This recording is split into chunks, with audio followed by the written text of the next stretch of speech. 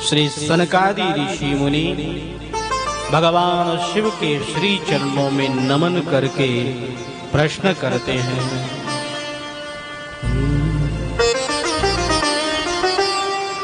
रविवारस्य महात्म्यं श्रुतं मे हर्षकारकं, सोमवारस्य महात्म्यं श्रावणे मासि मे वद। हे भगवान, आपके श्री मुख से रविवार का व्रत का महात्म्य सुनकर के हर्ष हुआ, आनंद हुआ। अब आप हमें सोमवार व्रत का महात्म्य बताएं। तब श्री भगवान सनत कुमारों को संबोधित करते हुए कहते हैं, रवेर में नयनम तस्य महात्म्यमिदमोत्तमम्, उमा सहित मन्नाम्नस् तस्य सोमस्य किं पुनः। महात्म्यं वर्णनीयं मे यत्किंचिदपि ते ब्रुवे, सोमश्चन्द्रो विप्रराजः सोमः स्याद्य यज्ञसाधनम्।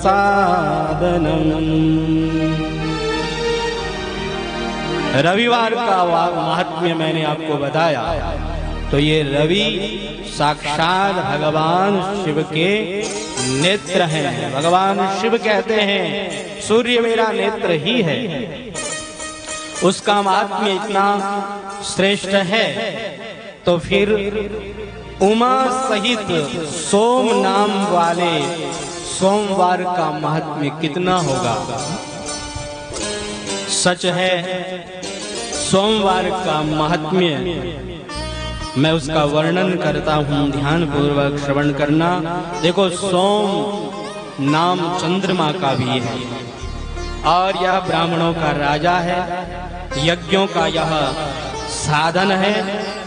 उस सोम नाम के कारणों को आप सावधान होकर के मुझसे सुनिए। भगवान कहते हैं यह वार मेरा ही स्वरूप है, अतः इसे सोम कहा गया है। इसलिए यह सोमवार का व्रत राज्य प्रदाता है और यह व्रत सभी फलों को देने वाला है। और यह व्रत जो करता है उसे सभी महीनों में जो व्रत किया जाता है उसका जो फल होता है वह फल केवल एक सोमवार का व्रत करने से ही मिल जाता है। श्रावण मास के प्रथम सोमवार को व्रत करे, संकल्प करे कि मैं इसे विधिवत करूंगा। और व्रत करने के पीछे यह संकल्प करे कि इससे शंकर भगवान मुझ पर प्रसन्न हो, शंकर भगवान की मुझ पर कृपा हो। श्रावण में 4 सोमवार या 5 सोमवार आए तो उन सभी सोमवार के दिन व्रत करे और रात्रि में शिव जी का पूजन करे। षोडशोपचार विधि के द्वारा शंकर भगवान की एकाग्र चित्त के साथ में पूजा करे। श्रावण मास का यह जो सोमवार है, यह सोमवार मनुष्य को समस्त सिद्धि प्रदान करने वाला है। इसलिए मनुष्य को चाहिए कि अच्छी तरह स्नान करके, पवित्र होकर के और श्वेत वस्त्र धारण करके काम, क्रोध, लोभ, अहंकार आदि का त्याग करके मालती, मल्लिका आदि श्वेत पुष्पों को लाए और पुष्पों को ला करके भगवान शिव पर अर्पित करे। और त्र्यंबकं यजामहे सुगंधिं पुष्टिवर्धनम् उर्वारुकमिव बन्धनान् मृत्युर्मोक्षीय मामृतात्। इस मृत्युंजय महामंत्र के द्वारा भगवान शिव की पूजा करे। भगवान शिव इस पूजन के द्वारा अत्यंत प्रसन्न होते हैं। इस पूजन के बाद में रात्रि में शंकर भगवान की पूजा करके फिर जागरण भी करना चाहिए। और जागरण में उमा सहित शंकर भगवान की मूर्ति को स्थापित करे और उस मूर्ति को अपने सामने रख करके भगवान शिव की सुंदर पूजा करे और भगवान शिव को प्रसन्न करे। इस सोमवार व्रत के द्वारा व्यक्ति को भक्ति मिलती है, मुक्ति मिलती है और जो भी मन में इच्छा हो, जो भी मनोकामना हो, वह मनोकामना जरूर पूर्ण होती है। यह जो सोमवार का व्रत है, इस व्रत को सर्वप्रथम भगवान श्री कृष्ण ने भी किया था और भगवान श्री कृष्ण के बाद में आस्तिक राजाओं ने भी इस व्रत को किया और उन सभी राजाओं ने मनोवांछित फल पाया है। देखो, जो भी ये व्रत बताए जा रहे हैं, इन व्रतों का यहाँ खूब महात्म्य बताया गया है। लेकिन अगर आपको विश्वास नहीं है तो आपको उस फल का, व्रत का फल नहीं मिल सकता है। आपको जितना विश्वास होगा उतना ही आपको फल मिलेगा। व्रत का फल अनंत है, असीम है। आप सोच भी नहीं सकते कि इसका कितना फल मिल सकता है। लेकिन जितनी आपकी श्रद्धा होगी, जितना आपका विश्वास होगा, उतना ही आपको फल मिलेगा। इसलिए इन व्रतों को करते हुए अपने विश्वास को दृढ़ रखना चाहिए, अपने विश्वास को डगमगाना नहीं चाहिए। ये प्रश्न नहीं करना चाहिए कि महाराज इतो महात्म्य बतावे तो कहीं वास्तव में सचमुच में ऐसा महात्म्य है क्या। ऐसे अगर आपके मन में आता है तो आपको फल नहीं मिलने वाला है। आंख बंद करके श्रद्धा के साथ में उसको मांग लीजिए तो आपको पूर्ण फल मिलेगा। और अगर आपने मन में शंका कर ली तो फिर आपको फल नहीं मिलने वाला है। आपको एक उदाहरण से बताऊं। एक बार गोस्वामी श्री तुलसीदास जी महाराज कथा कह रहे थे और कथा करते करते गोस्वामी श्री तुलसीदास जी महाराज कथा में इतने डूब गए कि कथा का समय हो गया। जो समय निर्धारित था उस समय से ऊपर हो गया। 1 घंटा, 2 घंटा, 3 घंटे, जैसे जैसे लोगों का काम का टाइम हुआ, लोग उठ करके चले गए और लास्ट में केवल एक व्यक्ति बचा और उसने भी देखा कि अंधेरा हो गया है। अब उसने गोस्वामी श्री तुलसीदास जी महाराज को प्रणाम किया और कहा, वाह महाराज, आज जो कथा में आनंद आया वह आनंद मैंने अपने जीवन में कभी भी अनुभव नहीं किया। आज तो मुझे बड़ा आनंद आया। लेकिन महाराज अब मैं क्या बताऊं, अब मैं जाऊंगा कैसे? घर पर जाना भी जरूरी है। घर में कोई मेरे अलावा पुरुष है नहीं, इसलिए मेरे घर में स्त्रियां हैं, वह अधीर हो रही होगी, वह चिंता कर रही होगी, घर वाले सब चिंता कर रहे होंगे, इसलिए मुझे जाना पड़ेगा। लेकिन मैं जाऊं कैसे, क्या करूं? इस नदी को मैं पार कैसे करूंगा? गोस्वामी श्री तुलसीदास जी महाराज ने कहा कि मैं तुम्हें नदी पार करवा दूंगा, मैं तुम्हें एक मंत्र दूंगा, उस मंत्र को लेकर के तुम जाना, सीधे नदी पर चलते हुए तुम पार हो जाओगे। गोस्वामी जी कुटिया के भीतर गए और एक कागज पर कुछ लिख करके लाए और उसे कहा कि इसे अपनी जेब में डालो और पूर्ण श्रद्धा के साथ में तुम निकल जाओ, तुम नदी पार कर लोगे, तुम डूबोगे नहीं। और वो व्यक्ति उस कागज को अपने जेब में डाल करके और नदी पर जैसे ही चलने लगा, तो वास्तव में वह बिल्कुल भी नहीं डूबा।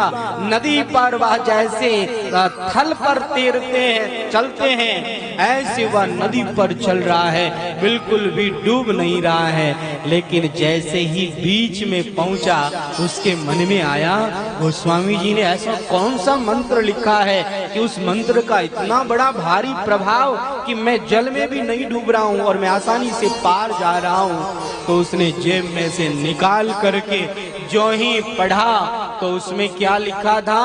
राम, बस केवल राम नाम ही लिखा हुआ था। उसको लगा कि केवल राम नाम से और मैं पार हो सकता हूँ। उसके मन में शंका हुई कि कहीं मैं डूब नहीं जाऊं। जैसे ही शंका हुई वो वहीं पर डूब गया। लेकिन गोस्वामी पीछे से देख रहे थे, जल्दी से गोस्वामी जी ने आकर के उसे बचा लिया। अब वह गोस्वामी जी के श्री चरणों में गिर गया और कहने लगा, महाराज मुझे माफ करना, मैंने शंका कर ली इसलिए मैं डूब गया। गोस्वामी जी ने कहा, हाँ, अगर तुम्हारी श्रद्धा होती, तुम्हारा विश्वास होता तो पूरी नदी पार कर लेते। लेकिन जैसे ही तुम्हारे मन में शंका हुई कि इस राम नाम से कैसे पार हो जाऊंगा, तो तुम डूब गए। इसलिए शंका का कोई स्थान नहीं है, अविश्वास के लिए कोई स्थान नहीं है। तुम अपने भीतर विश्वास रखो तो तुम्हारा काम बन जाएगा। अरे विश्वास रखो तो ये नदी तो क्या, तुम भव सागर से भी पार हो जाओगे। और अगर विश्वास नहीं होगा तो छोटी सी नदी में भी तुम डूब जाओगे। इसलिए अपनी श्रद्धा को डगमगाने मत दो, अपने विश्वास को डगमगाने मत दो।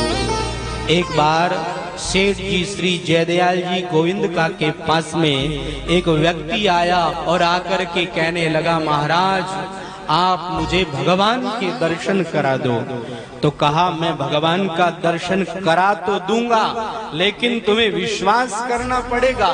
कहा, महाराज बिल्कुल मैं विश्वास करूंगा। सेठ जी श्री जयदयाल जी गोविंदका उसे हाथ पकड़ करके बाहर लेकर के गए और कहा, ये देख, ये सूर्य भगवान साक्षात भगवान है और भगवान तो मूर्ति में विराजमान है, लेकिन ये सूर्य भगवान तो साक्षात भगवान है। दर्शन करो तुम इन भगवान का। लेकिन वो कहता है कि इनको तो मैं रोज ही देखता हूँ, मुझे तो भगवान के दर्शन कराओ। अरे ये भगवान है, विश्वास तो करो। हम विश्वास करते नहीं हैं। जैसे संत महात्मा कहते हैं, हमें वैसे ही विश्वास करना चाहिए। राम नाम के अंदर जितनी ताकत है, उस ताकत का, उस शक्ति का हम वर्णन नहीं कर सकते हैं। अद्भुत ताकत है और असीम ताकत है, उसका वर्णन नहीं किया जा सकता है। हमारे संत महापुरुषों ने और वेदों ने, शास्त्रों ने राम नाम की महिमा को खूब गाया है, खूब गाया है। गाते गाते वो लोग थक गए, लेकिन राम नाम की महिमा को पूर्ण रूप से वो नहीं गा पाए। एक बार की बात है कि श्री नामदेव जी महाराज भगवत भजन कर रहे थे और एक नगर सेठ ने एक बहुत बड़ा उत्सव किया और उस उत्सव में उसने सबको बुलाया और जिसको जो चाहिए वह दान में दिया। और उस नगर सेठ ने कहा, आज मैंने सबको दान दिया है, अगर कोई बाकी रहा हो तो बताओ। तो उसके सेवक ने कहा कि मंदिर में नामदेव जी बैठे हैं, सब लोग आ गए लेकिन नामदेव जी नहीं आए। कहा, उन्हें भी बुला करके लाओ। श्री नामदेव जी महाराज को भी बुला करके लेकर के आए और श्री नामदेव जी को वह नगर सेठ कहता है, आज मैंने सबको दान दिया है, आपको भी मैं दान देना चाहता हूँ। नामदेव जी महाराज कहते हैं, मैं न तो ब्राह्मण हूँ और न ही मैं कोई संत हूँ, इसलिए मैं दान नहीं ले सकता। या तो ब्राह्मण दान ले सकता है या संत महापुरुष वो परमार्थ के लिए दान लेते हैं, तो उन्हें आप दान दे सकते हो, उन्हें आप भेंट दे सकते हो।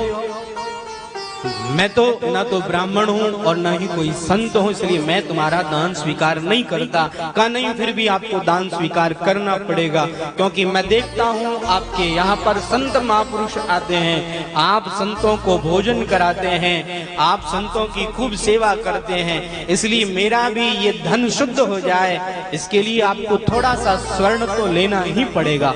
वो खूब जिद करने लगा। तो श्री नामदेव जी महाराज ने कहा कि ये लो, ये मैं तुलसी दल और इस पर मैं रा लिख देता हूं, पूरा राम नहीं लिखा, केवल रा लिखा और उसे तराजू के एक पलने में रख दिया और कहा कि इसके बराबर तुम मुझे स्वर्ण दे दो। तो वो हंसने लगा, कहने लगा महाराज इतने से स्वर्ण से होगा क्या? कहा तुम दो तो सही। उसने कहा मैं इससे कई गुना ज्यादा आपको सोना दे दूंगा। कहा रखो तो सही। जैसे ही उसने वहां उससे 10 गुना ज्यादा स्वर्ण रखा, लेकिन जितना भी स्वर्ण रखा वह स्वर्ण वाला पलड़ा तो हल्का ही रहा और वह तुलसी दल वाला पलड़ा भारी रहा। उसने अपने घर के सारे जेवरात रख दिए, जितना उसके पास में धन था रख दिया। नामदेव जी ने कहा ऐसा करो, तुमने अपने जीवन में जितना जप किया है, जितना तप किया है, जितना तीर्थ सेवन किया है, उन सभी का फल भी इस पालने में रख दो। उसने संकल्प करके उन सबको भी पालने में रख दिया, लेकिन फिर भी उसका वो पालना हल्का रहा और तुलसी दल का वह पालना भारी रहा। तब उसने हाथ जोड़ लिए और हाथ जोड़ करके कहा महाराज मुझे माफ करना, मुझे क्षमा करना, मैं आपको जान नहीं पाया, मैं आपको पहचान नहीं पाया। नामदेव जी ने कहा ये धन तुम अपने पास में ही रखो, मुझे नहीं ले जाना, मुझे तो बस तुम्हें समझाना था कि इस संसार के अंदर राम नाम का कितना महत्व है, केवल रा का इतना महत्व है तो राम नाम का कितना महत्व होगा। एक बार एक पंडित जी खूब राम नाम की महिमा गा रहे थे, तो एक भोली भाली और साधारण स्त्री उसने राम नाम को धारण कर लिया। अब वो गरीब स्त्री थी, उसको आने जाने में परेशानी होती थी, तो उसने राम नाम का विश्वास किया, तुलसी दल पर राम नाम लिख करके और उसे अपने हाथ में लेकर के वह नदी पर चलने लगी, तो वह सीधे पार हो गई। लोगों ने आकर के उस पंडित जी को बताया कि वह जो आपके पास में स्त्री आती है कथा सुनने के लिए, वह इतनी तपस्विनी है कि वह नदी पर तैरती है।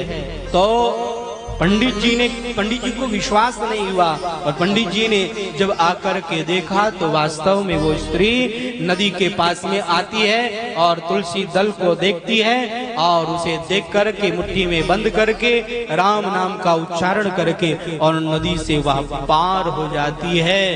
तो वो पंडित जी कहते हैं कि मैं भी देखता हूँ, वो भी देखने लगे, लेकिन वो तो डूबने लग गए।